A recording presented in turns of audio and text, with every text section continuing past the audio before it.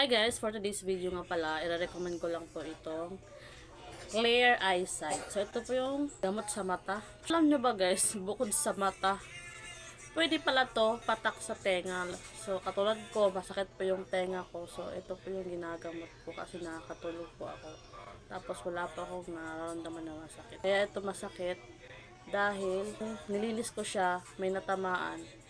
So ito po yung gamot ko. 2 days na ako nagagamot. Bali 3 times a day yung paggamot to. So ngayon maglalagay na po ako. Ito, meron sa tenga o sa eyes, for nose, pwede din po sa nose at pwede din sa ears. Ano kasi? May flash. Pwede din po sa ears. So ayun, mababasa niyo.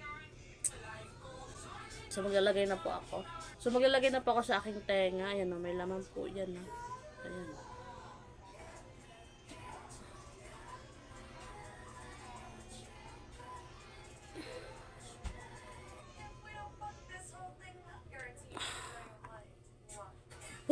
Ang lamig.